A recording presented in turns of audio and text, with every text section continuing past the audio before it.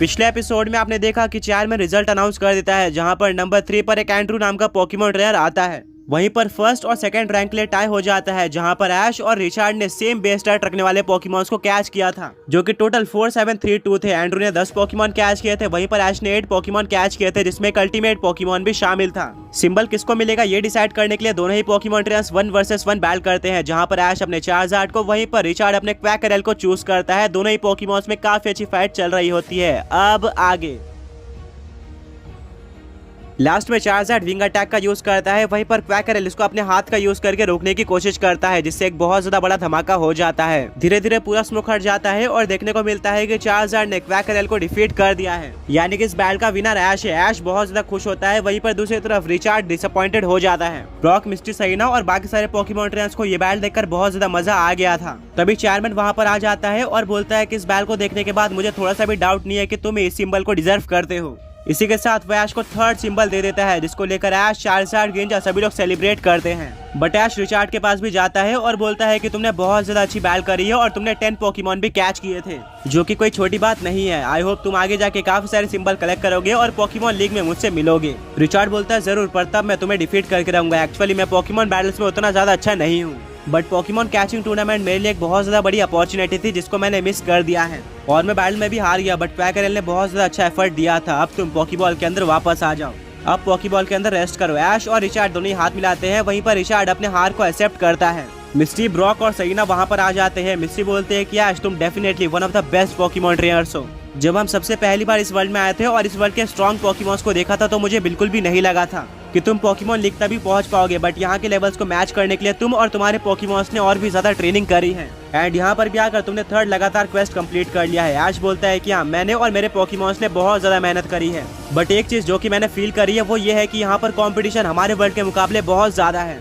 Normal battle या फिर quest भी एक फाइनल बैटल की तरह दिख रही है, जहाँ पर हमें और मेरे पोकेमॉन्स को अपना बेस्ट देना पड़ रहा है, तब जाकर हम इस टूर्नामेंट को जीत पा रहे हैं। मुझे नहीं पता कि आगे जाकर कितने ज्यादा स्ट्रॉन्ग पोकेमॉन ट्रेनर्स आने वाले हैं और पोकेमॉन लीग किस लेवल की होगी, बट इन सब से हटकर हम अपना बेस्ट देने वाले हैं। सहीना बोलते हैं कि ऐश बस मुझे तुम्हारे यही एटीट्यूड पसंद आता है। ऐश सहीना को थैंक यू बोलता है। तभी चेयरमैन रिचार्ड के पास जाता है और बोलता है कि तुमने सेकंड रैंक पे फिनिश किया है, जो कि काफी ज्यादा बड़े अचीवमेंट है। तुम्हें सिंबल तो नहीं मिल पाए हैं, बट रिवॉर्ड के तौर पर मैं तुम्हें सारे पोकेमॉन्स देना चाहता हूँ जो कि तुमने इस टूर्नामेंट में कैच किए थे, चाहे वो फर्स्ट स्टेज हो, सेकंड स्टेज हो, थर्ड स्टेज हो या फिर सूडो लेजेंडरी ही क्यों ना हो।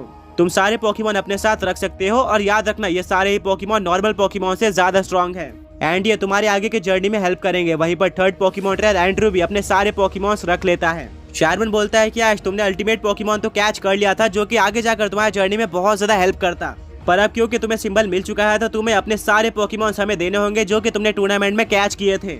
ऐश उन सारे पोकेमॉन्स को रखना चाहता था, बट फिर भी ऐश को सारे पोकेमॉन देने पड़ जाते हैं।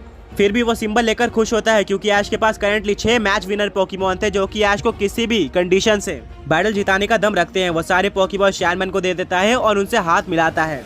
इसके बाद ऐश, ब्रॉक, मिस्टी और सहीना सभी लोग स्टेडियम के बाहर आ जाते हैं। ऐश अपना सिंबल सेट निकालता है और बोलता है कि हमने सिर्फ और सिर्फ कुछ ही टाइम में 3 सिंबल कलेक्ट कर लिए हैं और अब सिर्फ और सिर्फ 3 सिंबल बाकी हैं। इन 3 सिंबल को कलेक्ट करने के बाद मैं अपने ड्रीम के बहुत ज्यादा करीब पहुंच जाऊंगा, जो कि है पोकेमॉन लीग में पार्टिसिपेट करना, और मैं उस सेक्टर से अपने लेजेंडरी पोकेमॉन जरूर वापस लेके रहूंगा। मैं उन 3 सिंबल को कलेक्ट करने के लिए वेट नहीं कर सकता। ब्रॉक बोलता है जरूर, हमें पूरा भरोसा है कि तुम इन 3 सिंबल को कलेक्ट करके हेक्टर को भी डिफीट करोगे, बट उससे पहले तुम्हें अपने ग्रेंजर और चार्जार्ड को हील करना होगा, जो कि बैटलफील्ड में काफी ज्यादा वीक हो चुके थे। ऐश बोलता है कि अच्छा हुआ तुमने याद दिलाया, ये तो मैं भूल ही गया था। ऐश अपने सारे पोकेमॉन्स को लेकर पोकेमॉन सेंटर जाता है और सबको हील करवा देता है। पोकेमॉन सेंटर से बाहर निकलने के बाद मिस्टी बोलते हैं कि ऐश तुम्हारा ओमनीगॉन अजीब सा बिहेव कर रहा है। ऐश ओमनीगॉन की तरफ देखता है और बोलता है कि नहीं, मुझे तो ऐसा नहीं लगता, ओमनीगॉन बिल्कुल नॉर्मल है। ऐश और उसके फ्रेंड्स आगे बढ़ते हैं। ऐश बोलता है कि मैं सोच रहा हूँ कि टोबियास और बाकी सारे पोकेमॉन ट्रेनर्स यहाँ पर कैसे सरवाइव कर रहे होंगे। यहाँ के पोकेमॉन बहुत ज्यादा स्ट्रॉन्ग है और यहाँ पर क्वेस्ट करना one of the most difficult task है। इतना इंटेंस टूर्नामेंट तो सिर्फ और सिर्फ पोकेमॉन वर्ल्ड चैंपियनशिप और किसी पोकेमॉन लीग में होता है। मैं पोकेमॉन लीग के पोकेमॉन ट्रेनर से बैटल करने के लिए बहुत ज्यादा एक्साइटेड हूँ। वहाँ पर अलग लेवल के पोकेमॉन ट्रेनर्स आएंगे। ब्रॉक अपना मैप निकालता है और बोलता है इंटरेस्टिंग, अगला क्वेस्ट वोल्केनो सिटी के अंदर होने वाला है और ये सिटी थोड़ी अलग है। इस सिटी के हर तरफ वोल्केनो है और कभी कभार यहाँ पर वोल्केनो इरप्शन भी होते रहते हैं। पता नहीं यहाँ के लोग कैसे सरवाइव करते होंगे और इन वोल्केनो के बीच में क्वेस्ट कैसे होने वाला है। यहाँ पर जाने के भी 2 रास्ते हैं। सबसे पहला है फॉरेस्ट वाला रास्ता, बट ये रास्ता डेंजरस हो सकता है। सहीना बोलते हैं कि बट हम तो ज्यादातर फॉरेस्ट के थ्रू ही ट्रैवल करते हैं, डेंजरस कैसे होगा। ब्रॉक बोलता है जैसा कि मैंने बताया था, वोल्केनिक सिटी पूरी तरह से वोल्केनो से घिरी हुई है और यहाँ पर हर टाइम लावा बहता रहता है। कुछ लावा कभी कभार फॉरेस्ट में भी आ जाता है, जिससे हर दूसरे दिन फॉरेस्ट में आग लग जाती है और यहाँ पर जितने भी पोकेमॉन्स हैं और पोकेमॉन ट्रेनर्स रहते हैं वो सभी खतरे में आ जाते हैं। तो ये रास्ता खतरे से खाली नहीं होने वाला। सहीना समझ जाती है। ब्रॉक बोलता है कि दूसरा रास्ता ये है कि हमें एक लेक के थ्रू जाना होगा और इस रिवर का नाम है रेजिंग रैपिड्स। ये बहुत ज्यादा पॉपुलर रिवर है जहाँ से काफी सारे पोकेमॉन ट्रेनर्स वोल्केनिक सिटी में जाते हैं। एंड इसके लिए हमें सबसे पहले क्रैकस्टोन कैनियन में जाना होगा, जहाँ पर से हमें एक राफ्ट लेनी होगी इस रिवर को पार करने के लिए। ये सुनकर मिस्टी एक्साइट हो जाती है और बोलती है कि क्या हम एक रिवर के पास से जाने वाले हैं। मैं टोरेजन के कुछ वाटर टाइप पोकेमॉन कैच करना चाहूंगी। ब्रॉक बोलता है जरूर, बट वहाँ पर जाने के लिए हमें सबसे पहले क्रैकस्टोन कैनियन में जाना होगा। ऐश अपने चार्जार्ड को निकालता है। सभी चार्जार्ड के ऊपर बैठकर क्रैकस्टोन कैनियन की तरफ बढ़ना स्टार्ट करते हैं। ब्रॉक, मिस्टी और सहीना सभी लोग ऊपर से काफी सारे वोल्केनो नोटिस करते हैं। ब्रॉक बोलता है कि उन्हीं वोल्केनो के बीच में वोल्केनिक सिटी है। मिस्टी बोलती है क्यों ना हम चार्जार्ड का यूज करके डायरेक्टली उस वोल्केनो के ऊपर से वोल्केनिक सिटी में पहुंच जाए। ब्रॉक बोलता है कि आइडिया तो अच्छा है, बट इसमें काफी ज्यादा खतरा हो सकता है क्योंकि इस वोल्केनो में हमेशा लावा निकलते रहता है, जिससे चार्जार्ड तो बच जाएगा बट हम फंस सकते हैं। इसीलिए हमें जल्दी नहीं करनी चाहिए और सबसे सेफ रास्ता चुनना चाहिए, जो कि है रेजिंग रिवर। ब्रॉक चार्जार्ड को गाइड करता है और वो लोग कुछ ही टाइम में रेजिंग रिवर में लैंड कर जाते हैं, जहाँ पर काफी तेज हवा चल रही होती है और वो लोग नोटिस करते हैं कि ये रिवर भी वोल्केनो के बीच में से ही पास हो रही है, बट ये वोल्केनो से ज्यादा इफेक्टेड नहीं है। मिस्टी बोलती है मतलब इस रास्ते में भी खतरा हो सकता है। ब्रॉक बोलता है तुमने बिल्कुल सही कहा, बट ये सबसे सेफ रास्ता है, इसके अलावा हम किसी और रूट से नहीं जा सकते। मिस्टी बोलती है कि अगर हम यहाँ पर किसी पोकेमॉन का यूज करके जाएं तो लावा का इफेक्ट उस पोकेमॉन पे भी पड़ेगा। ब्रॉक बोलता है कि तुमने बिल्कुल सही कहा, बट मेरे पास एक आइडिया है। मिस्टी बोलते हैं कैसा आइडिया। ब्रॉक एक ट्री के पास जाता है और अपनी एक्स का यूज करके उसको कट करना स्टार्ट कर देता है और बोलता है कि इस पेड़ से हम लकड़ी लेंगे और उसकी एक बोट बनाकर इस रिवर के थ्रू जाएंगे। मिस्टी बोलते हैं कि हाँ ये आइडिया अच्छा है। ब्रॉक बोलता है कि बट इसके लिए मुझे तुम सबकी हेल्प चाहिए होगी। मिस्टी, ऐश और सहीना वहाँ पर जाते हैं और ब्रॉक की हेल्प करते हैं बोट बनाने में। ब्रॉक उन सबको गाइड करता है। वो लोग बोट बना रही होते हैं कि तब ये काफी तेज आवाज आती है और उनको देखने को मिलता है कि वोल्केनो में से अचानक से काफी सारा लावा निकला है और फॉरेस्ट के अंदर आग लग चुकी है। ब्रॉक बोलता है कि इससे तो कंडीशन वर्स्ट हो जाएगी, हमें जल्दी से अपने बोट को पूरी तरह से बनाना होगा और इस रिवर के थ्रू जाना होगा। हम इस फॉरेस्ट में ज्यादा टाइम नहीं रुक सकते वरना हम फंस जाएंगे। सभी लोग तेजी से काम कर रहे होते हैं। वहीं पर दूसरी तरफ आग बढ़ते जा रही थी और उनके तरफ आ रही थी। अब आग ऐश और उसके फ्रेंड्स तक पहुंच चुकी थी। वो लोग जल्दी में पूरा बोट तैयार कर देते हैं और उसको लेक में उतार देते हैं। इससे पहले कि वो आग कुछ नुकसान पहुंचा पाती, ऐश और उसके फ्रेंड्स बोट के अंदर बैठ जाते हैं और रिलैक्स फील करते हैं। ब्रॉक बोलता है कि यही वो रीजन है जिसके चलते मैं बोल रहा था कि फॉरेस्ट का रास्ता सेफ नहीं है। धीरे धीरे करके ऐश और उसके फ्रेंड्स आगे बढ़ते हैं, पर रास्ते में उनको कुछ आवाज सुनाई देती है। ऐश और उसके फ्रेंड्स कंफ्यूज हो जाते हैं कि ऐसे सुनसान जंगल में किसकी आवाज आ रही है। तभी ऐश बोलता है वो देखो नदी के किनारे एक इंसान खड़ा हुआ है और वो हमारी हेल्प चाहता है। ब्रॉक उसके तरफ बोट लेके जाता है एंड वो पोकेमॉन डायरेक्टली ऐश और उसके फ्रेंड्स के बोट में जंप कर देता है। वो बोलता है कि मुझे आसपास कोई भी देखने को नहीं मिला था, पर लकीली मुझे तुम्हारी बोट देखने को मिल गई और मैं बच गया। अगर तुम नहीं होते तो पता नहीं मेरे साथ क्या होता। मैंने इस फॉरेस्ट का रास्ता चूज करके गलती कर दी थी, जबकि मुझे पता था कि ये रास्ता डेंजरस हो सकता है। वेल, तुम लोगों का नाम क्या है? ऐश बोलता है कि मेरा नाम ऐश केचम है। बाकी लोग भी अपना इंट्रो देते हैं। वो पोकेमॉन ट्रेनर बोलता है कि मेरा नाम राइली है। वेल, तुम लोग कहाँ पर जा रहे हो? ऐश बोलता है कि हम वोल्केनिक सिटी की तरफ जा रहे हैं, जहाँ पर 4th क्वेस्ट होने वाला है। राइली बोलता है क्या सच में? मैं भी वहाँ पर जाना चाहता था और हम साथ में वहाँ पर पहुँच जाएंगे, बट तुम वहाँ पर क्यों जाना चाहते हो? ऐश बोलता है वेल, मुझे पोकेमॉन लीग में पार्टिसिपेट करना है और उसके लिए मैं 4th क्वेस्ट में कम्पीट करने जा रहा हूँ। राइली बोलता है ये तो अमेजिंग कोइंसिडेंस है, मैं भी वोल्केनिक सिटी में जाना चाहता हूँ और मैं भी क्वेस्ट में कम्पीट करने ही जा रहा हूँ। ऐश पूरी तरह से शॉक रह जाता है। राइली बोलता है कि अगर हमने इतनी बात जान ली है तो क्या मैं ये भी जान सकता हूँ कि अभी तक तुमने कितने क्वेस्ट में कम्पीट किया है और तुम्हारे पास कितने सिंबल्स है? ऐश अपना सिंबल कलेक्शन दिखाता है, जिसको देखकर राइली पूरी तरह से शॉक रह जाता है। ऐश के पास टोटल 3 सिंबल थे। राइली बोलता है कि तुमने ये सिंबल कितने क्वेस्ट में कम्पीट करके कलेक्ट किए हैं? ऐश बोलता है कि आज तक मैंने सिर्फ और सिर्फ 3 ही क्वेस्ट में कम्पीट किया है एंड मैं वो तीनों ही जीत गया था, यानी कि मैं क्वेस्ट में अनडिफिटेड हूँ और मुझे तीनों सिंबल मिल चुके हैं। राइली को बिल्कुल भी बिलीव नहीं होता है। वो बोलता है कि मैं काफी सालों से पोकेमॉन लीग में पार्टिसिपेट करना चाहता हूँ और उसके लिए मैंने बहुत सारे क्वेस्ट में पार्टिसिपेट किया। एक रफ आइडिया दूं तो मैंने लगभग 25 क्वेस्ट में पार्टिसिपेट किया होगा और मैंने मल्टीपल अटेम्प्ट दिए हैं, जिसके चलते इतने सारे अटेम्प्ट देने के बाद मेरे पास 4 सिंबल हैं। ऐश बोलता है वाह, तुम मेरे से आगे हो। राइली बोलता है कि आगे होने की बात नहीं है, मैंने ज्यादा ट्राई किया है और तुम 3 क्वेस्ट के अंदर ही 3 सिंबल जीत गया। क्या तुम मुझे कुछ टिप्स दे सकते हो? ऐश बोलता है कि मेरे पास कुछ खास टिप्स नहीं है, बस मुझ में और मेरे पोकेमॉन्स के बीच में बहुत ज्यादा अच्छी बॉन्डिंग है, जिसके चलते हम एक दूसरे को समझते हैं। मैंने सारे पोकेमॉन को अच्छी ट्रेनिंग भी दी है। राइली बोलता है कि मैं बिलीव नहीं कर सकता, मैं तुम्हारे साथ एक बैटल करना चाहता हूँ। ऐश बोलता है ठीक है, हम वोल्केनिक सिटी पहुंचने के बाद बैटल करेंगे। राइली बोलता है कि नहीं, मैं अभी बैटल करना चाहता हूँ। ऐश बोलता है क्या बैटल, वो भी यहाँ पर? इसमें तो कोई भी लॉजिक नहीं है, अभी के लिए हम बोट में बैठे हुए हैं और यहाँ पर बैटल नहीं किया जा सकता। राइली बोलता है कि पोकेमॉन ट्रेनर हर जगह पर बैटल करने के लिए तैयार हो जाता है, उसके अंदर पैशन होना चाहिए, जिसके बाद हर एक जगह बैटलफील्ड बन जाती है। ऐश शॉक हो जाता है और बोलता है कि मैं नॉर्मली ऐसे बैटल नहीं करता हूँ, बट तुमने मेरे पोकेमॉन ट्रेनर होने पर क्वेश्चन उठा दिया है, तो अब मुझे प्रूफ करना होगा कि कौन असली पोकेमॉन ट्रेनर है। ब्रॉक, मिस्टी और सहीना पूरी तरह से शॉक रह जाते हैं। वो बोलते हैं कि ऐश तुम क्या कर रहे हो, ये बोट हमने काफी मेहनत से बनाई है और इसके ऊपर तुम बैटल नहीं कर सकते। बट ऐश बात नहीं मानता। राइली पोकेमॉन निकालता है और अपने सबसे स्ट्रॉन्ग पोकेमॉन अर्सेवियर को भेजता है। ऐश अपना पॉकेडेक्स निकाल के चेक करता है और उसको पता चलता है कि एक फायर और फाइटिंग टाइप पोकेमॉन है। ऐश बोलता है ओमनोगॉन अब तुम्हारी बारी है, इसको तुम्हें ही डिफीट करना है। सभी लोग हैरान रह जाते हैं। मिस्टी बोलते हैं कि भले तुम्हारे ओमनोगॉन ने फर्स्ट स्टेज पोकेमॉन्स को इजीली डिफीट करके तुम्हें क्वेस्ट जिता दिया था, पर तुम्हें एक फुली इवॉल्व पोकेमॉन के सामने ओमनोगॉन को नहीं यूज करना चाहिए, वो बहुत ज्यादा वीक है। ऐश बोलता है कोई बात नहीं, इससे ओमनोगॉन की प्रैक्टिस हो जाएगी। दोनों ही पोकेमॉन्स बैटल करना स्टार्ट कर देते हैं, जिससे बोर्ड का बैलेंस बिगड़ रहा होता है, जैसे कि सबको उम्मीद थी। और सेवियर पोकेमॉन डोमिनेट कर रहा होता है। राइली बोलता है कि मुझे तो पहले से शक था कि तुम एक बहुत ज्यादा वीक पोकेमॉन ट्रेनर हो। बाकी रीजन में ये पॉसिबल है कि तुम 3 क्वेस्ट में 3 मैच जीत जाओ, बट यहाँ पर यह इम्पॉसिबल है। एटो रीजन सबसे टफ पोकेमॉन लीग है। अर्सेवियर पोकेमॉन अभी मेगा पंच अटैक का यूज करो। अर्सेवियर पोकेमॉन बिल्कुल ऐसे ही करता है, जिससे ओमनोगॉन पानी के अंदर जाकर गिर जाता है। ऐश बोलता है कि ओमनोगॉन क्या तुम ठीक हो, बट ओमनोगॉन कुछ भी जवाब नहीं देता है और वो पानी के अंदर डूब रहा होता है। ऐश उसको बचाने के लिए पानी के अंदर जंप कर देता है। मिस्टी, ब्रॉक और सहीना उसको रोकने की कोशिश करते हैं, ये बोलकर कि पानी में जाना खतरे से खाली नहीं है। हमें वार्निंग मिली थी कि हमें पानी के अंदर किसी भी पोकेमॉन को यूज नहीं करना है। बट ऐश अपने ओमनोगॉन के पास जाता है और उसको तुरंत रियलाइज हो जाता है कि उसको पानी में नहीं कूदना चाहिए था। वो जल्दी से अपने ओमनोगॉन को बोट के ऊपर लेकर आ जाता है। ओमनोगॉन बहुत ज्यादा वीक लग रहा था। ब्रॉक बोलता है कि हमने तो पहले ही कहा था कि तुम्हें ओमनोगॉन को यूज नहीं करना चाहिए था। वहीं पर दूसरी तरफ अर्सेवियर अपने पावर को शो ऑफ कर रहा होता है। राइली बोलता है कि अर्सेवियर तुम सच में बहुत ज्यादा स्ट्रॉन्ग हो, बट हमें ओमनोगॉन को पूरी तरह से डिफीट करना है। इस बार फायर पंच अटैक का यूज करो। सभी लोग शॉक रह जाते हैं कि ओमनोगॉन इतना ज्यादा वीक हो चुका है, बट अभी भी राइली अपने अर्सेवियर को उसके ऊपर अटैक करने बोल रहा है। अर्सेवियर फायर पंच का यूज कर देता है, पर वहीं पर दूसरी तरफ शॉकिंगली इस बार ओमनोगॉन उस अटैक को रोक देता है एंड उसकी बॉडी ग्लो करना स्टार्ट कर देती है। सभी लोग कंफ्यूज होते हैं कि ये क्या हो रहा है।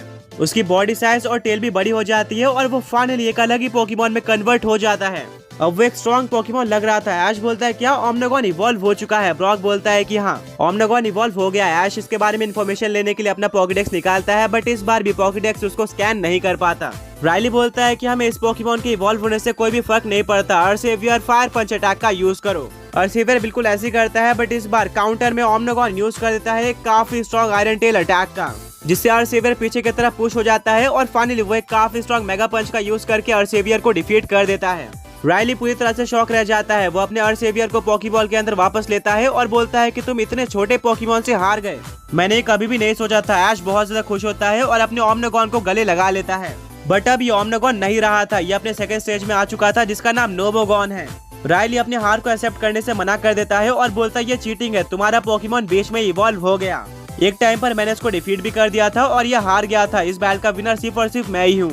ऐश बोलता है कि मुझे प्रूफ करने की जरूरत नहीं है कि इस बैटल का विनर कौन है, सबने देख लिया है कि कौन जीता है। राइली बोलता है कि ठीक है ऐश, एक फ्रेंडली बैटल थी और मैं अपने हार को एक्सेप्ट करता हूँ। मैं मान गया हूँ कि तुम एक बहुत ज्यादा स्ट्रॉन्ग पोकेमॉन ट्रेनर हो और अब हमें हाथ मिला लेना चाहिए। राइली और ऐश हाथ मिला लेते हैं। दोनों का गोल बिल्कुल सेम था, जो कि था वोल्केनिक सिटी की तरफ जाना। सभी लोग आगे बढ़ते हैं, पर तभी ब्रॉक बोलता है कि एक बैड न्यूज है। बैटल के बाद हमारे बोट में छेद हो चुके हैं, जिससे पानी अंदर आ रहा है और ये बोट ज्यादा टाइम तक नहीं टिकने वाली, ये कभी भी डूब सकती है और हमें इस पानी से बचना होगा।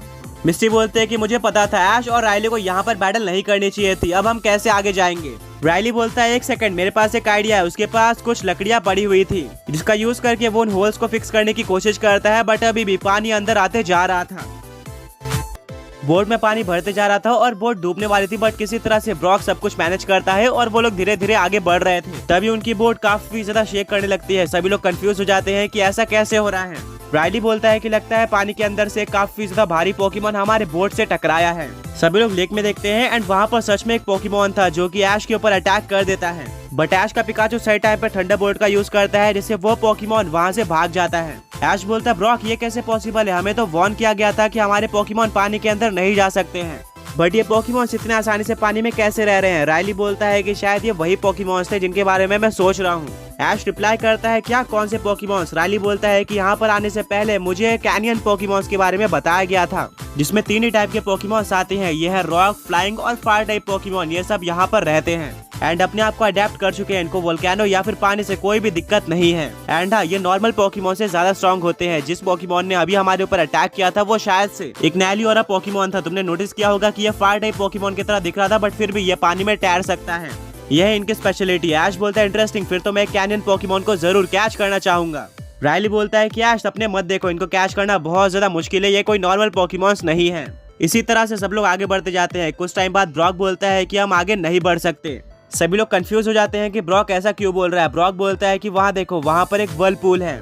हमारी ये कमजोर बोट उस वर्लपूल को पार नहीं कर पाएगी और हम बहुत ज्यादा बुरी तरीके से फंस सकते हैं। एंड उसके आगे एक वाटरफॉल भी है। वो वर्लपूल ऐश और उसके फ्रेंड्स की बोट को धीरे धीरे खींच रहा होता है। सभी लोग पूरी कोशिश करते हैं उस वर्लपूल से अपने बोट को बचाने की, बट फाइनली वो बोट वर्लपूल के अंदर चली जाती है और स्क्रीन ब्लैक हो जाती है। कुछ टाइम बाद उनको देखने को मिलता है कि वो वाटरफॉल के दूसरी तरफ आ चुके हैं। सैना बोलते हैं, क्या, मुझे लगा था कि हम फंस जाएंगे, बट हम सही जगह पर आ चुके हैं, हमें वाटरफॉल को ही पार करना था। ब्रॉक को भी बिलीव नहीं हो रहा होता है कि ये कैसे हुआ, बट फिर भी वो लोग आगे बढ़ते हैं और रास्ते में उनको काफी सारे कैनियन पोकेमॉन देखने को मिलते हैं। ऐश उनको देखकर बहुत ज्यादा एक्साइटेड हो जाता है और बोलता है कि क्या हम कुछ टाइम के लिए फॉरेस्ट में रुक सकते हैं, मुझे कुछ कैनियन पोकेमॉन कैच करने हैं। ब्रॉक बोलता है कि ऐश हमने ऑलरेडी देख रखा है कि फॉरेस्ट में रुकना कितना ज्यादा खतरनाक हो सकता है। हाँ, क्वेस्ट के बाद हम यहाँ पर आने की जरूर कोशिश करेंगे, बट उससे पहले तुम्हें यहाँ पर नहीं रुकना है। ऐश डिसअपॉइंटेड हो जाता है, पर ब्रॉक, मिस्टी और सैना सबकी बातें मानकर वो आगे जाता है। अचानक से फॉग काफी ज्यादा बढ़ जाती है। रायली बोलता है कि इसके पीछे का रीजन वोल्केनिक एक्टिविटी है। ये गुड न्यूज और बैड न्यूज दोनों है। बैड न्यूज ये है कि अब हमें काफी सारे चैलेंजेस को फेस करना होगा जो कि टफ होने वाले हैं, और गुड न्यूज ये है कि ये फाइनल चैलेंज है, इसके बाद हम वोल्केनिक सिटी में पहुंच जाएंगे। इतने में एक फायर जैसा गीजर उनके बोट के बाजू से गुजरता है, जिससे सभी लोग डर जाते हैं। अगर ये गीजर गलती से भी उनके बोट पर लग जाता तो उनकी बोट अनबैलेंस हो जाती है और सभी लोग पानी में गिर जाते।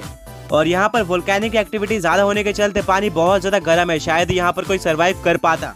इतने में ही दूसरे साइड से एक और गीजर आता है जो कि लगभग बोट के ऊपर लग गया था, बट वो बोट के ऊपर से निकल जाता है। रायली बोलता है कि यही चैलेंज है, हमें साथ में काम करना है और इस बोट को संभालना होगा। वो गीजर हमारे बोट के ऊपर नहीं लगना चाहिए। तभी एक और गीजर उनके तरफ आता है और इस बार गीजर का निशाना पूरी तरह से उनके बोट पर ही था। सभी लोग पैडल का यूज करके बोट का डायरेक्शन बदल देते हैं, जिससे वो गीजर से बच जाते हैं। ये बहुत ज्यादा क्लोज था। इसी तरह से काफी सारे गीजर आते रहते हैं और ऐश और उसके फ्रेंड्स टीम वर्क का यूज करके सारे गीजर्स को डॉज करते जाते हैं और अचानक से गीजर्स आना बंद हो जाते हैं। रायली बोलता है कि शायद हमने चैलेंज को पास कर लिया है। तभी जो फॉग वहाँ पे था वो कन्वर्ट हो जाता है अंधेरे में। किसी को कुछ भी नहीं दिखाई दे रहा था। ब्रॉक अपने बैग से एक टॉर्च निकालता है एंड इसको यूज करके सबको पता चलता है कि अब वो लोग एक केव के अंदर आ चुके हैं। उस केव को ध्यान से देखा जाए तो उसके वॉल पर काफी सारी पेंटिंग्स बनी हुई थी, जहाँ पर कुछ इंसान पोकेमॉन ट्रेनर्स और पोकेमॉन्स बने हुए थे जो कि एक दूसरे से बैटल कर रहे थे।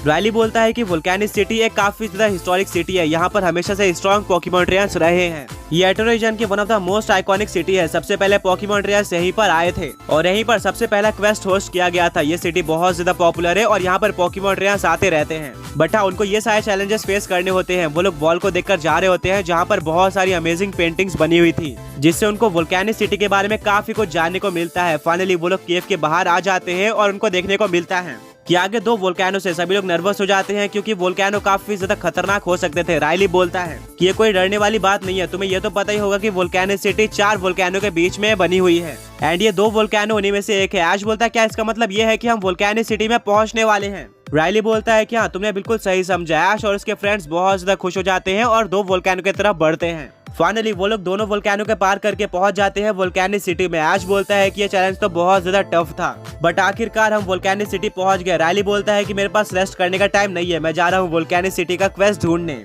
ऐश और उसके फ्रेंड्स रायली को रोकने की कोशिश करते हैं, बट वो भाग जाता है। थोड़ा रेस्ट करके ऐश और उसके फ्रेंड्स भी वोल्केनिक सिटी में एंटर करते हैं। सबसे पहली चीज जो कि उन्होंने नोटिस की थी वो ये था कि यहाँ का एटमॉस्फेयर काफी ज्यादा गर्म है एंड यहाँ पर जगह जगह पर जमीन पे क्रैक्स थे जिसमें से स्टीम निकल रही थी, जिससे उनको बचकर आगे बढ़ना था। उन्हीं के बीच में काफी सारे घर भी बने हुए थे। ऐसी कोई सिटी ऐश और उसके फ्रेंड्स ने कभी भी नहीं देखी थी। सैना बोलते हैं कि यहाँ पर इतना ज्यादा खतरा होने के बाद भी यहाँ के लोग घर बनाकर कैसे रह लेते हैं। ब्रॉक बोलता है कि इतने सालों से लोगों को यहाँ पर रहने का एक्सपीरियंस हो गया होगा, जिसके चलते इन्होंने सोल्यूशन ढूंढ लिए हैं।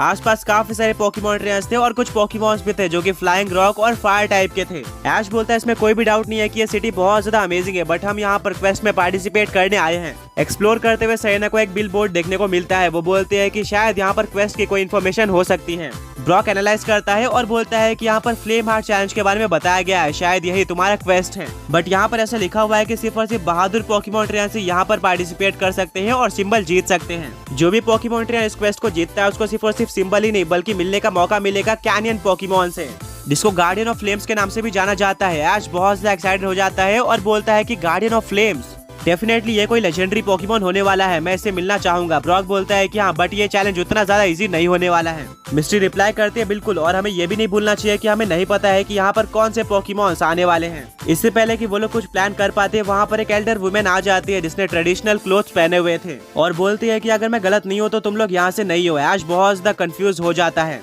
और रिप्लाई करता है कि नहीं, हम यहाँ से नहीं है, बट हम यहाँ पर फ्लेम हार्ट चैलेंज में पार्टिसिपेट करने आए हैं। क्या आपको पता है कि वो कहाँ पर है? वो एल्डर वुमेन स्माइल करती है और बोलती है कि मुझे उसके लोकेशन के अलावा भी काफी कुछ मालूम है, मैं तुम्हें वहाँ पर लेकर जा सकती हूँ। यहाँ पर काफी सारे पोकेमॉन ट्रेनर्स आते हैं, बट हाँ, ध्यान रखना कि उनमें से कुछ ही लोग सफल होकर जाते हैं। फ्लेम हार्ट चैलेंज उन पोकेमॉन ट्रेनर्स के लिए नहीं है जो कि अनप्रिपेयर्ड है। ऐश बोलता है मैं पूरी तरह से प्रिपेयर्ड हूँ, मेरे पोकेमॉन्स काफी स्ट्रॉन्ग है और वो मुझे यहाँ का सिंबल जिता सकते हैं। एल्डर वुमेन बोलते हैं कि प्रिपेयर रहने से मेरा मतलब सिर्फ और सिर्फ पोकेमॉन ट्रेनिंग से नहीं है, यहाँ पर तुम्हें और भी काफी कुछ चीजें लगेंगी। ऐश कंफ्यूज हो जाता है, किसी को भी समझ में नहीं आ रहा होता है कि वो एल्डर वुमेन किस चीज के बारे में बात कर रही थी। एल्डर वुमेन बोलती है कि यहाँ की बैटल बाकी सारे पोकेमॉन टूर्नामेंट से बहुत ज्यादा अलग होने वाली है एंड यही एक असली पोकेमॉन ट्रेनर का टेस्ट होता है। इससे पहले कि मैं तुम्हें बाकी बातें बताऊं, तुम जल्दी से स्टेडियम की तरफ जाकर आओ। ऐश बोलता है कि बट क्वेस्ट तो अभी स्टार्ट नहीं होने वाला है, हम स्टेडियम की तरफ जाकर क्या करेंगे? एल्डर वुमेन बोलती है कि इसका पर्पस तुम्हें बाद में पता चल जाएगा, सबसे पहले तुम्हें स्टेडियम की तरफ जाना होगा। ये सब चीजें ऐश और उसके फ्रेंड्स को अजीब लगती है। एल्डर वुमेन बोलती है कि मैं यहीं पर तुम्हें बाद में मिलने वाली हूँ। सब लोग वहाँ से चले जाते हैं। सेरेना बोलते हैं क्या लगता है, क्या हम इतने जल्दी स्टेडियम में जाना चाहिए या फिर नहीं? मिस्टी बोलती है कि मेरे अकॉर्डिंग तो हमें स्टेडियम की तरफ नहीं जाना चाहिए, मुझे ये एल्डर वुमेन स्कैम लग रही है। ब्रॉक बोलता है कि हम इतने जल्दी जज नहीं कर सकते, शायद ये जेन्युइन हो और हम स्टेडियम की तरफ जा सकते हैं, उससे हमें इस क्वेस्ट के बारे में कुछ जानने को ही मिलने वाला है। ऐश और उसके फ्रेंड्स स्टेडियम की तरफ जाने का डिसाइड करते हैं, बट सरप्राइजिंगली वो सारी सिटी घूम लेते हैं और काफी बार राउंड मारने के बाद भी उनको कोई भी स्टेडियम देखने को नहीं मिलता। सभी लोग कंफ्यूज हो जाते हैं। ब्रॉक बोलता है कि अब यहाँ पर कोई भी ऐसी जगह नहीं बची हुई है जहाँ पर हमने नहीं ढूंढा हो, पता नहीं वो स्टेडियम कहाँ पर है। अगर यहाँ पर क्वेस्ट हो रहा है तो स्टेडियम तो यहाँ पर होना ही चाहिए। सेरेना बोलते हैं कि तुमने बिल्कुल सही कहा, शायद हमें कुछ और बार यहाँ पर ढूंढना चाहिए। सभी लोग वापस से ढूंढते हैं।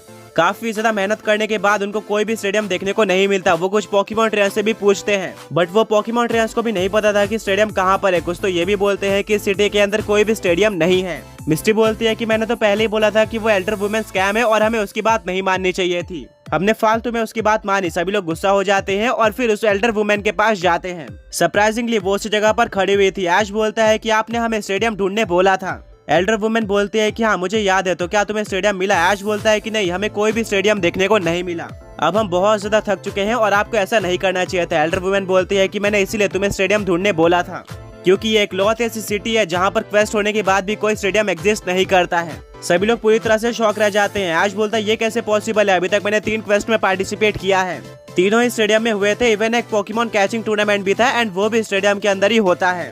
एल्डर वुमेन बोलती है कि यही तो पॉइंट है, मैं तुम्हें रियलाइज कराना चाहती थी कि इस सिटी के अंदर कोई भी स्टेडियम नहीं है। क्वेस्ट कल स्टार्ट होने वाला है और इसी टाइम के बीच में तुम्हें ढूंढना होगा कि असलियत में क्वेस्ट कहाँ पर होगा। ऐश बोलता है क्या, और अगर हम नहीं ढूंढ पाए तो क्या होगा? वो एल्डर वुमेन बोलती है कि सिंपली तुम एलिमिनेट हो जाओगे। ऐश और उसके फ्रेंड्स फ्रस्ट्रेट हो जाते हैं। ऐश बोलता है क्या आप हमें कोई हिंट दे सकती हो? वो एल्डर वुमेन बोलती है कि मैं तुम्हें ज्यादा बड़ा हिंट तो नहीं दे सकती, बट इतना बता सकती हो कि क्वेस्ट ऐसी जगह पर होने वाला है जिसके बारे में तुम लोगों ने कभी भी इमेजिन नहीं किया होगा एंड अब वो तुम्हें खुद पता लगाना होगा। इतना बोलकर वो लेडी वहाँ से जाने लगती है। ऐश और उसके फ्रेंड्स उसको रोकने की कोशिश करते हैं, बट वो नहीं रुकती है। मिस्टी बोलती है कि ये तो हमारे लिए एक बहुत ज्यादा बड़ा चैलेंज होने वाला है।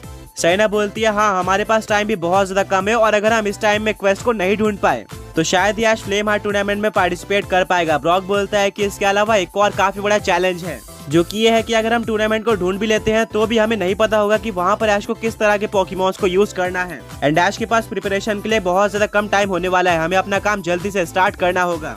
ऐश और उसके फ्रेंड्स स्टेडियम को ढूंढने में लग जाते हैं। उन्होंने पूरे सिटी को तो ऑलरेडी एक्सप्लोर करके रखा था, मतलब डेफिनेटली पूरे सिटी के अंदर कहीं पर भी स्टेडियम नहीं है, इसीलिए वो लोग अलग अलग पोकेमॉन ट्रेनर से पूछते हैं कि क्या उनको स्टेडियम के बारे में पता है जहाँ पर क्वेस्ट होने वाला है, बट कोई भी स्टेडियम के बारे में रिवील नहीं करना चाहता था। कुछ पोकेमॉन ट्रेनर्स के फेस को देखकर तो ऐसा लगता था कि उनको स्टेडियम के बारे में पता है, बट वो रिवील नहीं करना चाहते थे।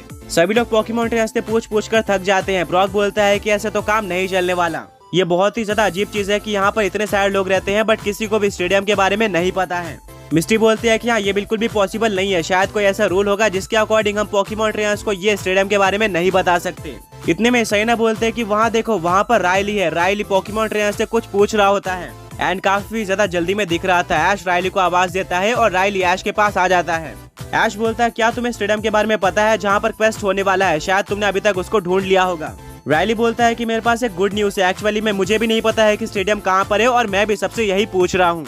एंड यहाँ के लोग भी स्टेडियम के बारे में कुछ भी रिवील नहीं कर रहे हैं। ब्रॉक बोलता है कि हमें लगा था कि तुम्हें स्टेडियम के बारे में पता होगा, क्योंकि जब हम वोल्केनिक सिटी में पहुंचे थे तो तुम काफी जल्दी से वहां से भाग गए थे।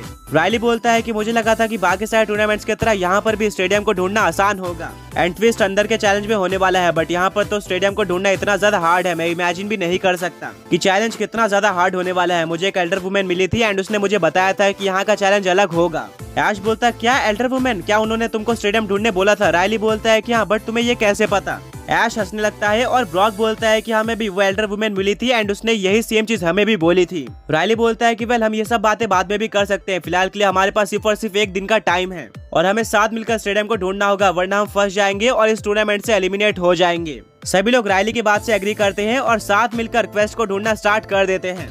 रायली, ऐश, ब्रॉक, मिस्टी, सैना सभी लोगों ने सिटी को काफी बार छान मारा था, बट अभी तक उनको कोई भी स्टेडियम नहीं मिला था। ब्रॉक बोलता है कि एल्डर वुमेन ने हमें कहा था कि स्टेडियम ऐसी जगह पर है जहां पर तुम इमेजिन भी नहीं कर सकते, यानी कि डेफिनेटली मेन सिटी में नहीं है और हमने इतनी बार ढूंढ भी लिया है, हमें कहीं और ढूंढना होगा। मिस्टी बोलती है कि ये पॉइंट वैलिड तो है, बट क्वेस्ट और कहाँ पर हो सकता है? क्या वो पानी या फिर वोल्केनो के अंदर है? क्योंकि इसके अलावा तो और कोई चीज यहाँ पर नहीं है। ब्रॉक बोलता है कि हाँ, ये पॉइंट भी सही है। सभी लोग कंफ्यूज हो जाते हैं, बट उनके पास और कोई तरीका भी नहीं था। वो लोग इस सिटी के बाहर जाकर नदियों में और ऐसी जगह पर स्टेडियम को ढूंढना स्टार्ट कर देते हैं जहां पर ह्यूमंस के रहने की पॉसिबिलिटी भी नहीं है। ऐश, ब्रॉक, मिस्टी, सैना, रायली सभी अपने अपने पोकेमॉन्स को बाहर निकाल देते हैं जो कि उनकी स्टेडियम ढूंढने में हेल्प करते हैं। स्टेडियम ढूंढते हुए शाम हो जाती है और फिर शाम से रात हो जाती है। ब्रॉक बोलता है कि अब हमें पोकेमॉन सेंटर में रेस्ट करना चाहिए। रायली बोलता है कि हाँ, तुमने बिल्कुल सही कहा। वैसे भी यहाँ पर काफी सारे डेंजरस कैनियन पोकेमॉन्स घूमते हैं जो कि किसी भी टाइम पर हमारे ऊपर अटैक कर सकते हैं। ऐश बोलता है, बट क्वेस्ट तो अगले ही दिन होने वाला है। अगर हम पूरी रात पोकेमॉन सेंटर के अंदर बिता देते हैं तो हमारे पास बहुत ही ज्यादा कम टाइम होगा स्टेडियम को ढूंढने का, और हम ये भी नहीं बोल सकते कि हमें प्रिपेयर्ड रहना है कि वहाँ पर कैसा क्वेस्ट आने वाला है। रायली बोलता है, ठीक है, तुम यहाँ पर स्टेडियम को ढूंढ सकते हो, बट मैं अपने सेफ्टी को प्रीफर करता हूँ। मैं जा रहा हूँ पोकेमॉन सेंटर में। रायली वहाँ से चले जाता है। ब्रॉक, मिस्टी और सैना बोलते हैं कि याश, हमें भी यहाँ से चले जाना चाहिए। हम वोल्केनो और नदी के बीचों बीच खड़े हुए हैं जहाँ पर कोई भी इंसान नहीं रहता है और यहाँ पर कैनियन पोकेमॉन्स कभी भी आ सकते हैं। ऐश बोलता है कि मैं उनसे बैटल करने के लिए रेडी हूँ, बट हमें उससे पहले स्टेडियम को ढूंढना होगा। मैं और मेरे पोकेमॉन्स बहुत ज्यादा मेहनत से यहाँ पर पहुंचे हैं और मेरे लेजेंडरी पोकेमॉन स्ट्रगल कर रहे होंगे। हमें जितना हो सके उतना जल्दी पोकेमॉन लीग में पार्टिसिपेट करना है। मैं और ज्यादा लेट नहीं कर सकता हूँ। ऐश की बात बिल्कुल सही होती है, जिसके चलते ब्रॉक, मिस्टी और सैना भी ऐश की हेल्प करते हैं और वो पूरी रात स्टेडियम को ढूंढते हैं। सैना बोलती है कि मुझे नहीं लगता कि हमें यहाँ पर कोई स्टेडियम मिलने वाला है, बट फिर भी ऐश हार नहीं मानता। कुछ टाइम बाद सुबह हो जाती है। सभी लोग ढूंढते हुए बहुत ज्यादा थक चुके थे, बट किसी को भी कोई स्टेडियम नहीं दिखा था। मिस्टी, ब्रॉक और सैना हार मान जाते हैं एंड वो लोग जाने ही वाले होते हैं कि तभी वहाँ पर वही एल्डर वुमेन वापस आ जाती है, जिसको देखकर वो लोग पूरी तरह से शॉक रह जाते हैं। एल्डर वुमेन बोलते हैं कि क्या तुम्हें स्टेडियम मिला? ऐश रिप्लाई करता है कि नहीं, हमें स्टेडियम नहीं मिला। एल्डर वुमेन बोलती है कि वेल, मैं ये देखकर शॉक रह गई हूँ कि तुमने पूरी रात स्टेडियम को ढूंढा है, जिससे पता चलता है कि तुम्हें काफी ज्यादा पैशनेट पोकेमॉन ट्रेनर्स हो। वेल, मैंने ऑलमोस्ट हर एक पोकेमॉन ट्रेनर को स्टेडियम ढूंढने बोला था, पर ज्यादातर पोकेमॉन ट्रेनर्स ने हार मान ली और वो रात में रेस्ट करने चले गए। पर तुम उन कुछ पोकेमॉन ट्रेनर्स में से एक हो जो कि अभी तक ढूंढ रहे हैं और ये सिर्फ और सिर्फ एक टेस्ट था। ऐश बोलता है, क्या सच में ये एक टेस्ट था? मैं बहुत ज्यादा थक चुका हूँ स्टेडियम को ढूंढते हुए। एल्डर वुमेन बोलती है कि वेल हाँ, ये एक टेस्ट था, बट तुम्हारी मेहनत पानी में नहीं जाने वाली, तुमको इसका रिवॉर्ड भी मिलने वाला है। एंड वो रिवॉर्ड ये है कि मैं तुम्हें स्टेडियम की लोकेशन बताने वाली हूँ एंड वहाँ तक लेकर जाऊंगी। ऐश और उसके फ्रेंड्स बहुत ज्यादा खुश हो जाते हैं। एल्डर वुमेन बोलते हैं कि और हाँ, जिन पोकेमॉन ट्रेनर्स ने हार मान ली थी, मैं उनको स्टेडियम की तरफ नहीं लेकर जाने वाली। अगर वो खुद से स्टेडियम को ढूंढ लेते हैं तो वो पार्टिसिपेट कर सकते हैं, वरना वो सारे पोकेमॉन ट्रेनर्स एलिमिनेट हो चुके हैं। ऐश और उसके फ्रेंड्स उस एल्डर वुमेन को फॉलो करते हैं और वो उनको 4 में से एक वोल्केनो के पास लेकर जाती है। मिस्टी बोलती है कि हम वोल्केनो के पास क्या कर रहे हैं? एल्डर वुमेन रिप्लाई करती है कि क्या तुम्हें याद है, मैंने तुम्हें बताया था कि स्टेडियम एक ऐसी जगह पर है जिसके बारे में तुम सोच भी नहीं सकते। ऐश बोलता है कि हाँ, हमें याद है। एल्डर वुमेन बोलती है, वेल, तो स्टेडियम ये वोल्केनो ही है। इस वोल्केनो के अंदर एक क्वेस्ट होने वाला है। एंड शायद ही कोई पोकेमॉन ट्रेनर इनको ढूंढ पाता। 4 में से ये वोल्केनो एक्टिव नहीं है, यानी कि ये बैटल करने के लिए सेफ है। बट इस वोल्केनो के अंदर बैटल होने वाली है। कुछ पोकेमॉन जो कि यहाँ पर अडेप्ट कर सकते हैं और इस गर्मी को सह पाते हैं, वही इस टूर्नामेंट को जीतने वाले हैं। ऐश, ब्रॉक, मिस्ट्री, सहीना सभी लोग सरप्राइज हो चुके थे ये जानकर कि वोल्केनो स्टेडियम के अंदर है। स्टील वो लोग एल्डर वुमेन को फॉलो करते हैं और वो सीढ़ी चढ़ते हुए सबको वोल्केनो के टॉप पर लेकर जाती है, जहाँ पर बैटलफील्ड बनी हुई थी। बट वो पूरी की पूरी वोल्केनो के ऊपर थी और नीचे मैग्मा था। अगर कोई भी पोकेमॉन गलती से इस बैटलफील्ड से फिसल जाता है तो वो डायरेक्टली मैग्मा में गिरेगा और शायद सरवाइव नहीं कर पाएगा। मिस्टी बोलते हैं कि मुझे ऐसा लग रहा है कि मैंने कभी और तो इस बैटलफील्ड को देखा है जहाँ पर ऐश ने बैटल करी हुई है। ब्रॉक बोलता है कि हाँ, तुमने बिल्कुल सही पहचाना। ऐश ने कैंटो रीजन में एक ऐसी बैटलफील्ड के ऊपर बैटल करी थी जहाँ पर वो 7 जिम बैटल में ब्लेन और उसके मैगमार से बैटल करता है एंड वहाँ पर चार्जार्ड मैगमार को डिफीट भी कर देता है। यहाँ पर बैटल करके डेफिनेटली ऐश की कुछ पुरानी यादें ताजा होने वाली है। ऐश बोलता है कि हाँ, मैं बहुत ज्यादा एक्साइटेड हूँ यहाँ पर बैटल करने के लिए। सहीना बोलती है वेल, हमें ये तो पता चल गया है कि बैटल कहाँ पर होने वाली है, बट इसके लिए हमें रजिस्टर भी करना होगा एंड ये भी जानना होगा कि ये टूर्नामेंट किस तरह से होने वाला है, इसके रूल्स क्या होंगे और हमें कौन से पोकेमॉन्स का यूज करना है। एल्डर वुमेन बोलती है कि मैं सबके प्रोग्रेस को नोटिस कर रही थी, बट ऐश बहुत ज्यादा मेहनत करता है और इसी को देखते हुए मैंने ऑलरेडी ऐश का नाम रजिस्टर कर रखा है एंड यहाँ पर तुमको एक ऐसे पोकेमॉन का यूज करना है जो कि वोल्केनो में लड़ने के लिए बहुत ज्यादा अच्छा हो एंड यहाँ पर वो सर्वाइव कर पाए, क्योंकि टूर्नामेंट इसी के रिलेटेड होने वाला है। एंड बाकी सारी इन्फॉर्मेशन तुम्हें आगे जाकर पता चल जाएगी। तुम्हें ऑन द स्पॉट अपने पोकेमॉन को चूज करना होगा। टूर्नामेंट कुछ ही टाइम में स्टार्ट होने वाला है, तब तक के लिए तुम डिसाइड कर सकते हो कि तुम कौन से पोकेमॉन का यूज करने वाले हो। फिलहाल के लिए मुझे चलना चाहिए। ऐश और उसके फ्रेंड्स एल्डर वुमेन को थैंक यू बोलते हैं एंड वो वहाँ से चली जाती है। अब क्योंकि ऐश और उसके फ्रेंड्स को पता चल चुका था कि क्वेस्ट कहाँ पर होने वाला है, वो लोग वोल्केनो से नीचे उतरते हैं ये डिसाइड करने के लिए कि ऐश कौन से पोकेमॉन का यूज करने वाला है। तभी उनको रायली देखने को मिलता है जो कि नदी और वोल्केनो के बीच में स्टेडियम को ढूंढ रहा होता है। ऐश बोलता है रायली तुम क्या कर रहे हो? रायली बोलता है कि मैं स्टेडियम को ढूंढ रहा हूँ। वेल, तुमने रात भर स्टेडियम को ढूंढा था, क्या तुम्हें स्टेडियम के बारे में कुछ पता चला? ऐश बोलता है कि वेल, मैंने रात भर ढूंढा तो पर मुझे कोई स्टेडियम देखने को नहीं मिला। सुबह होने के बाद वो एल्डर वुमेन वापस से हमारे पास आती है और बोलती है कि ये सब एक टेस्ट था और मैं ये देखना चाहती थी कि कौन कौन टूर्नामेंट में पार्टिसिपेट करने के लिए सबसे ज्यादा पैशनेट है, जिसमें मैं पास हो चुका हूँ। और एल्डर वुमेन मुझे बता देती है कि स्टेडियम कहाँ पर है। रायली बोलता है क्या तुम सच बोल रहे हो? मुझे बिलीव नहीं हो रहा है। रात को मुझे पोकेमॉन सेंटर में नहीं जाना चाहिए था और यहाँ पर स्टेडियम को ढूंढना चाहिए था। आगे बढ़ने से पहले एक पॉकी क्विज। क्या आप लोग बता सकते हो कि ऐसा कौन सा पोकेमॉन है जो कि मेगा इवॉल्व होने के बाद 2 पोकेमॉन्स में कन्वर्ट हो जाता है, जिसके बाद दोनों अपोनेंट पोकेमॉन से बैटल करते हैं? पर अब क्योंकि तुम्हें पता चल चुका है कि स्टेडियम कहाँ पर है, क्या तुम मुझे भी बता सकते हो? ऐश बोलता है कि नहीं, एल्डर वुमेन ने हमें बताने से मना किया है, बट अभी भी तुम ढूंढ सकते हो कि वो स्टेडियम कहाँ पर है, तभी तुम पार्टिसिपेट कर सकते हो, वरना तुम एलिमिनेट हो जाओगे। रायली बहुत ज्यादा फ्रस्ट्रेटेड हो जाता है और वो स्टेडियम को ढूंढना कंटिन्यू करता है। कुछ ही घंटे बचे हुए थे टूर्नामेंट को स्टार्ट होने में। ब्रॉक, मिस्ट्री, सहीना और ऐश एक एक करके सारे पोकेमॉन्स के ऊपर बात करते हैं और अल्टीमेटली डिसाइड कर लेते हैं कि ऐश यहाँ पर कौन से पोकेमॉन का यूज करेगा। ऐश उस पोकेमॉन के साथ ट्रेनिंग करना भी स्टार्ट कर देता है। अब वो टाइम आ जाता है जब 4th क्वेस्ट स्टार्ट होने वाला था। ऐश और उसके फ्रेंड्स वोल्केनो के ऊपर क्लाइम करते हुए बैटलफील्ड में पहुंच जाते हैं, जहां पर उनको सिर्फ और सिर्फ 5 पोकेमॉन ट्रेनर्स देखने को मिलते हैं। तभी उनको देखने को मिलता है कि अपने कैनियन, फ्लाइंग और फायर टाइप पोकेमॉन का यूज करके चेयरमैन वहां पर आ जाता है एंड बोलता है कांग्रेचुलेशन, तुम 6 पोकेमॉन ट्रेनर्स वो हो जो कि कम्पीट करने वाले हो 4th क्वेस्ट में। अगर मैं गलत नहीं हो तो तुम सब ने टेस्ट को पास कर लिया है। वो सारे 6 पोकेमॉन ट्रेनर्स बहुत ज्यादा कंफ्यूज होते हैं, क्योंकि आज तक उन्होंने किसी भी क्वेस्ट के अंदर इतने कम पोकेमॉन ट्रेनर्स को पार्टिसिपेट करते हुए नहीं देखा था। चेयरमैन बोलता है वेल, मैं जानता हूँ कि आप लोग बहुत ज्यादा सरप्राइज्ड हो, बट 4th क्वेस्ट में ऐसा ही होता है। यहाँ पर बहुत ही कम पोकेमॉन ट्रेनर्स टेस्ट में पास हो पाते हैं, बट सारे के सारे पोकेमॉन ट्रेनर्स बहुत ज्यादा पैशनेट और स्ट्रॉन्ग होते हैं, जिसके चलते यहाँ का सिंबल जीतना बहुत ज्यादा मुश्किल हो जाता है। वेल, अब मैं आप सबको रूल्स बता देता हूँ। सबसे पहले तो आप लोगों ने किसी भी पोकेमॉन को रजिस्टर नहीं किया होगा एंड यहाँ पर आपको ऑन द स्पॉट पोकेमॉन को चूज करना है। याद रखना कि आप लोग उस पोकेमॉन को चूज करो जो कि लावा या फिर मैग्मा में लड़ने के लिए काफी ज्यादा अच्छा हो। अगर आप लोगों ने डिसाइड कर लिया है तो सब एक एक करके अपने पोकेमॉन्स के नाम रजिस्टर कर दो। ऐश अपने पोकेमॉन का नाम रजिस्टर कर देता है। चेयरमैन बोलता है ओके, तो सबने परफेक्ट पोकेमॉन को चूज किया है। वेल, अब मैं आपको रूल्स बता देता हूँ। क्योंकि यहाँ पे पोकेमॉन ट्रेनर्स के नंबर्स बहुत कम है, इसीलिए सारे पोकेमॉन ट्रेनर्स को एक साथ बैटल करना है। सभी लोग पूरी तरह से शॉक रह जाते हैं। मिस्टी बोलती है ये कैसे पॉसिबल है, सारे पोकेमॉन ट्रेनर्स एक ही बैटलफील्ड में कैसे बैटल कर सकते हैं? चेयरमैन बोलता है कि यहाँ पर 6 के 6 पोकेमॉन ट्रेनर्स को अपने अपने पोकेमॉन को एक साथ बैटलफील्ड में भेजना है। सारे पोकेमॉन आपस में बैटल करेंगे और जो भी पोकेमॉन लास्ट में बचा रह जाएगा और डिफीट नहीं होगा, वही इस टूर्नामेंट का विनर बन जाएगा एंड उसका ट्रेनर सिंबल जीत लेगा। ब्रॉक बोलता है ये तो बहुत ज्यादा यूनिक है एंड शायद ऐश के पास इसका एक्सपीरियंस नहीं है। ऐश बोलता है कि शायद तुम भूल रहे हो कि मैं अलोला का चैंपियन हूँ एंड वहाँ पर एक काफी ज्यादा यूनिक पोकेमॉन बैटल टाइप होता है जिसको बैटल रॉयल कहा जाता है। यहाँ पर 4 पोकेमॉन ट्रेनर्स अपने अलग अलग पोकेमॉन के साथ एक ही बैटलफील्ड में फाइट करते हैं, जो पोकेमोन आखिर तक खड़े रहता है वही विनर बन जाता है। और ऐसे एक बैटल मैंने गला रीजन में भी करी थी, जहाँ पर मैं वापस अलोला गया था एंड वहाँ पर एक बैटल रॉयल होता है जहाँ पर मैं, प्रोफेसर कुकुई, कियावे और ग्लेडियन पार्टिसिपेट करते हैं। सभी अपने अपने पोकेमॉन्स को चूज करते हैं। मैं चूज करता हूँ पिकाचू का और लास्ट में पिकाचू सबको डिफीट करके जीत जाता है। एंड ये उसी का अपग्रेडेड वर्जन है जहाँ पर 4 पोकेमॉन ट्रेनर्स के बदले 6 पोकेमॉन ट्रेनर्स कम्पीट करेंगे।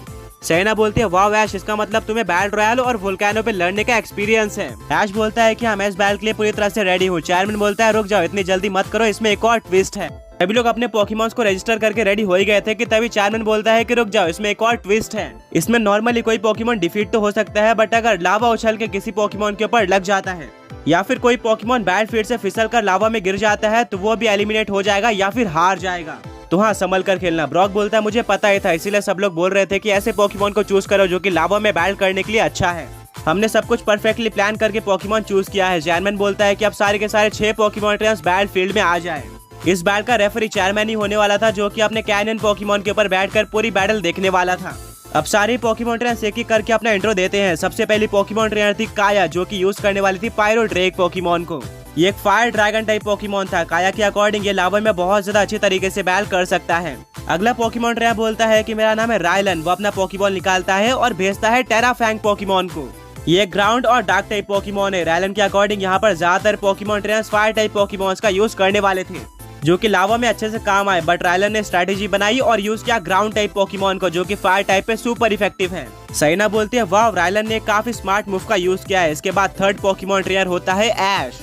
ऐश अपना पोकेमॉन निकालता है और बोलता है मुझे तुम्हारे ऊपर पूरा भरोसा है। मैं यूज करने वाला हूँ फ्लाइंग और फायर टाइप पोकेमॉन चार्जार्ड को। चार्जार्ड और ऐश एक दूसरे की तरफ देखते हैं। वो बैटल जीतने के लिए पूरी तरह से रेडी थे। सैना बोलती है क्या तुम्हें लगता है कि चार्जार्ड इस बैटल को जीत सकता है? ब्रॉक बोलता है कि चार्जार्ड के पास लावा के अंदर बैटल करने का एक्सपीरियंस है। उसने मैगमार को भी अच्छी तरीके से डिफीट किया था एंड वो एक फायर टाइप पोकेमॉन है, जो कि उसको एडवांटेज देने वाला है। इसके बाद फोर्थ पोकेमॉन ट्रेनर अपना इंट्रोडक्शन देती है, जो कि थी लायरा। ये यूज करती है एक्विलिस्ट पोकेमॉन का, जो कि एक फ्लाइंग और स्टील टाइप पोकेमॉन है। लायरा के अकॉर्डिंग इस पोकेमॉन की फ्लाइंग टाइप उसको एडवांटेज देने वाली है लावा से बचने के लिए और स्पीड बूस्ट करने के लिए। अगली पोकेमॉन ट्रेनर थी जेन, जो कि 5th पोकेमॉन ट्रेनर है। इसने यूज किया था ग्लेसीथॉन पोकेमॉन का, जो कि आइस और ग्रास टाइप है। जेन के अकॉर्डिंग ये उसका एज पोकेमॉन है। 6th और लास्ट पोकेमॉन ट्रेनर होती है सेरेन, जिसने यूज किया था वोल्टिग्रिफ पोकेमॉन का। इसकी टाइपिंग इलेक्ट्रिक और फ्लाइंग टाइप है। सेरेन बोलता है कि मुझे पता था कि यहाँ पर ज्यादातर Pokemon trainers flying type Pokemon का यूज करेंगे स्पीड बूस्ट करने के लिए, इसीलिए मैंने इलेक्ट्रिक टाइप पोकेमॉन का यूज किया है, जो कि फ्लाइंग टाइप पोकेमॉन्स के ऊपर सुपर इफेक्टिव है।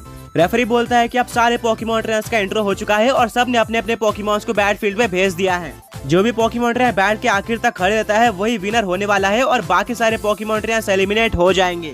अब बैटल को स्टार्ट किया जाए। 6 के 6 पोकेमॉन ट्रेनर्स और उनके पोकेमॉन बहुत ज्यादा अग्रेसिव दिख रहे थे। सारे ही पोकेमॉन्स का स्टार्ट बहुत ज्यादा अच्छा होता है, बट खासकर ग्लेसीथॉन पोकेमॉन डोमिनेट कर रही होती है, जो कि जेन की पोकेमॉन थी। बट ये डोमिनेशन ज्यादा देर तक नहीं चलती। ये ग्रास और आइस टाइप पोकेमॉन है, जो कि फायर टाइप अटैक से 4 टाइम्स वीक है। पायरो ड्रेक और चार्जार्ड ने अपने फायर टाइप अटैक का यूज करके इसको इजीली डिफीट कर दिया।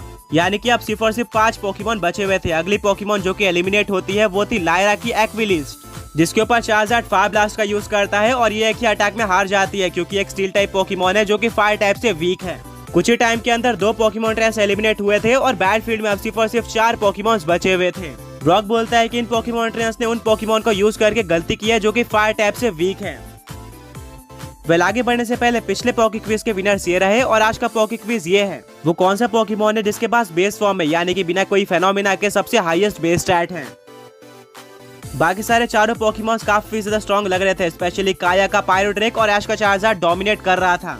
पर तभी रायलन का ग्राउंड और डार्क टाइप पोकेमॉन टेराफ्रैंग एक काफी स्ट्रॉन्ग अर्थक्वेक अटैक का यूज करता है, जिससे पूरी बैटलफील्ड हिलना स्टार्ट हो जाती है। इसका सेरेन के वोल्टिग्रिफ और ऐश के चार्जार्ड पर असर नहीं पड़ता, क्योंकि दोनों के दोनों फ्लाइंग टाइप पोकेमॉन थे। पर ये सुपर इफेक्टिव अटैक काया के पायरो ड्रेक पर लग जाता है, जो कि ग्राउंड टाइप से वीक था, एंड वो भी इस बैटल से एलिमिनेट हो जाता है। जितना सबने सोचा था उससे तेज पोकेमॉन एलिमिनेट होते जा रहे थे। बट अब बैटल का सबसे इंटेंस पार्ट आ चुका था, जहां पर 3 सबसे स्ट्रॉन्ग पोकेमॉन ट्रेनर्स बैटलफील्ड पे खड़े हुए थे। सेरेन का वोल्टिग्रिफ एक काफी स्ट्रॉन्ग थंडर का यूज करता है चार्जार्ड के ऊपर, जिससे चार्जार्ड को डैमेज पड़ता है और वो बैटलफील्ड पे गिर जाता है। सेरेन बोलता है बहुत बढ़िया वोल्टिग्रिफ, अब एक काफी स्ट्रॉन्ग वोल्ट टैकल अटैक का यूज करो। वोल्टिग्रिफ चार्जार्ड के ऊपर वोल्ट टैकल का यूज करने आ रहा होता है कि तभी चार्जार्ड उस अटैक को डॉज कर लेता है, जिससे वोल्टिग्रिफ पूरी तरह से शॉक हो जाता है और वो लावा में गिरने वाला था कि लास्ट सेकंड पे वो अपने आप को संभाल लेता है। इतने में रायलन का टेराफ्रैंग एक काफी स्ट्रॉन्ग रॉन्ग टूम अटैक का यूज करता है वोल्टिग्रिफ के ऊपर। जो कि वोल्टिग्रिफ के ऊपर लग जाता है एंड उसको काफी ज्यादा डैमेज पड़ता है। वो बैटलफील्ड पे गिर चुका था। सैन बोलता है वोल्टिग्रिफ क्या तुम ठीक है? वोल्टिग्रिफ अपना सर हिलाता है, यानी कि वो आगे बैल कर सकता था। ऐश बोलता है चार्जार्ड एक साथ 2 पोकेमॉन से बैल करना बहुत ज्यादा मुश्किल है, अभी के लिए हमें एक पोकेमॉन के ऊपर फोकस करना चाहिए। फिर लास्ट में हम 1-on-1 फाइट करेंगे। अभी के लिए हमारा टारगेट टेराफैंग पोकेमॉन है। अभी विंग अटैक का यूज करो। वोल्टिग्रिफ और टेराफैंग के बैल के बीच में चार्जार्ड जंप कर देता है और एक काफी स्ट्रॉन्ग विंग अटैक का यूज करता है, बट अपने भारी वेट का यूज करके टेराफैंग इस अटैक को रोक लेता है और उसको कोई भी फर्क नहीं पड़ता, जिसको देखकर सभी लोग पूरी तरह से शॉक रह जाते हैं। इतने में ही पीछे से वोल्टिग्रिफ पोकेमॉन वोल्ट टैकल का यूज करता है, जिससे चार्जार्ड को बहुत ज्यादा डैमेज पड़ता है, बट इससे टेराफैंग पोकेमॉन के ऊपर और भी ज्यादा जोर पड़ता है और वो पुश होते हुए बैटलफील्ड के बिल्कुल कोने पर आ चुका था।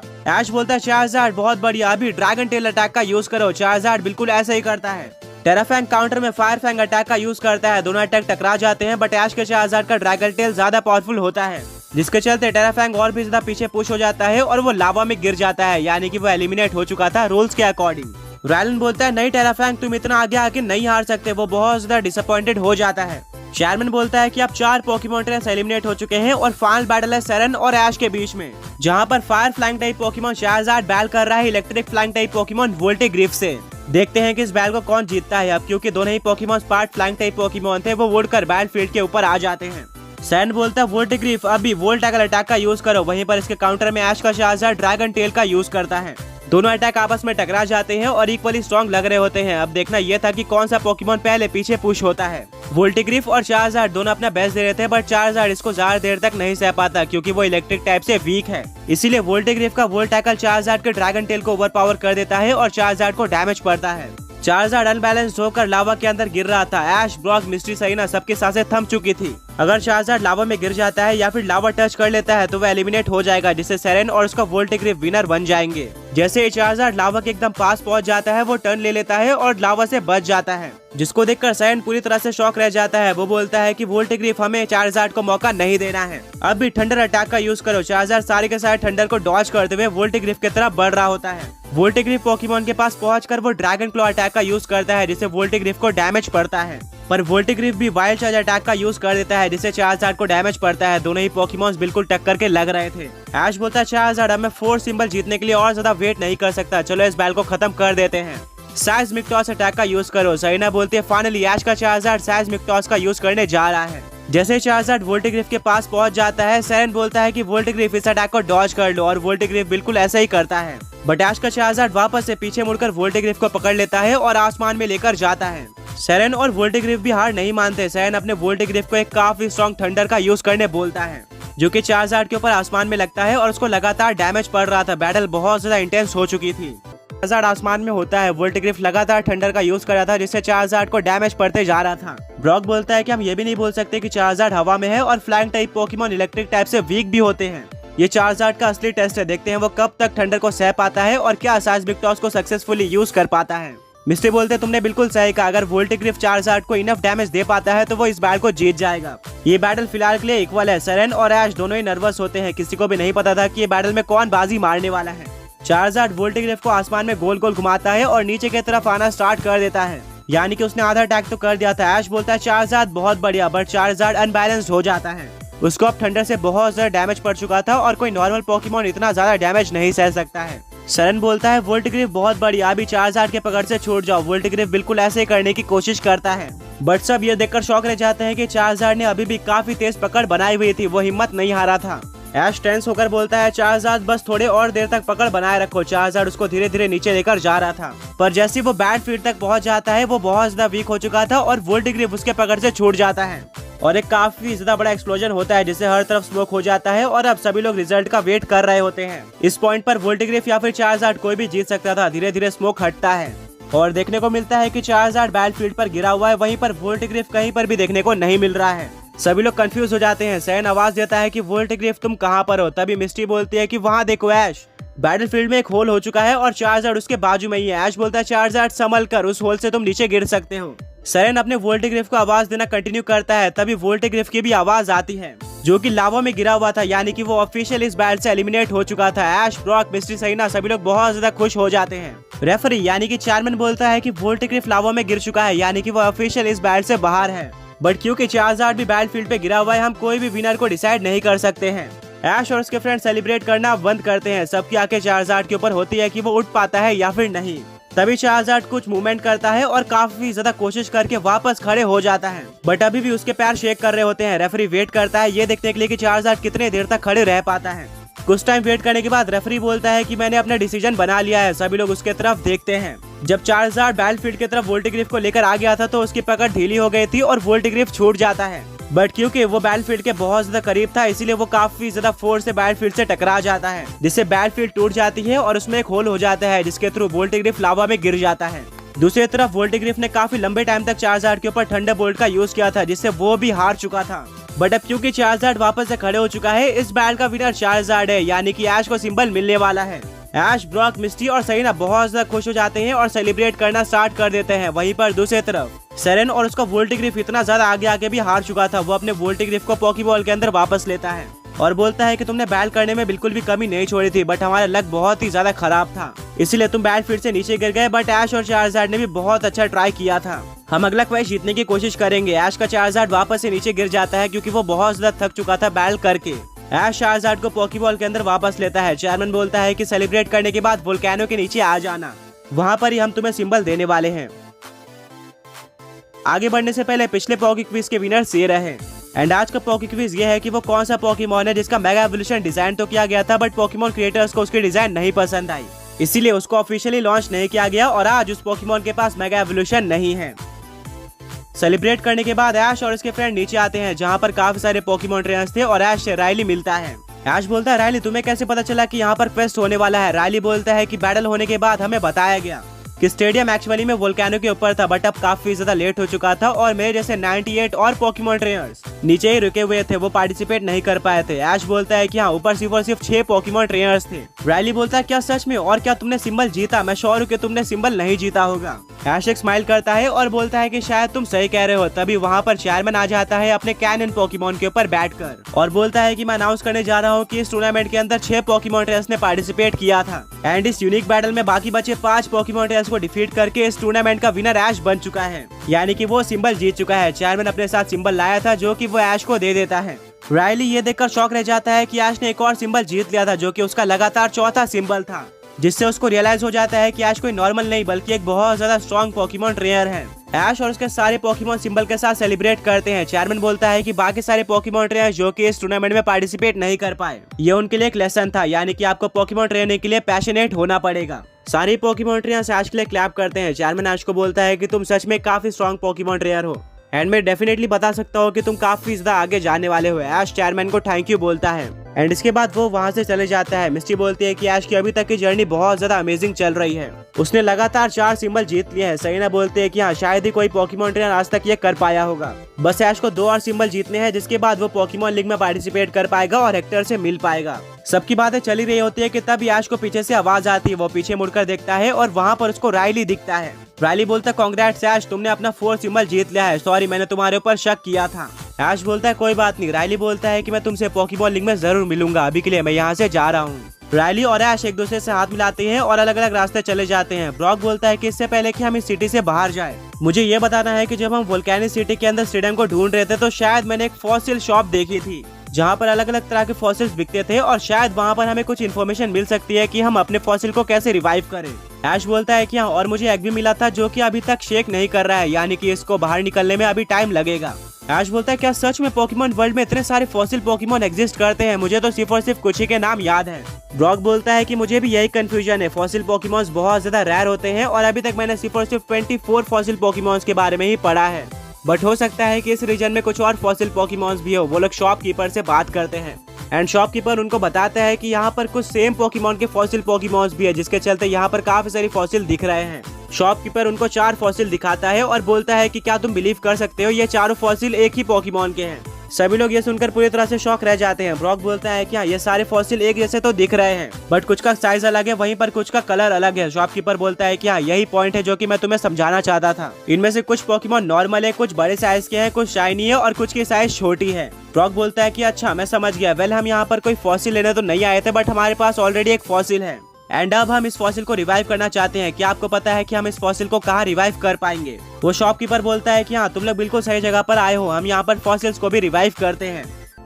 ये सुनकर ऐश, ब्रॉक, मिस्टी और सैना सभी लोग बहुत ज्यादा खुश हो जाते हैं। वो शॉपकीपर उनको अपने शॉप के अंदर लेकर जाता है। शॉपकीपर बोलता है कि ये रही हमारी मशीन जिसका यूज करके हम फॉसिल पोकेमॉन्स को रिवाइव करते हैं। सबसे पहले हम एक साइड से फॉसिल को डालते हैं और ये मशीन फॉसिल के अंदर के जीन्स को बाहर निकाल लेती है। फिर इस जीन का यूज करके वो मशीन उस पोकेमॉन के मिसिंग ऑर्गन्स और बोन्स को क्रिएट कर लेती है, जिससे वो पोकेमॉन पूरी तरह से रिवाइव हो जाता है। वेल, क्या तुम दिखा सकते हो कि तुम्हारे पास कौन सा फॉसिल है?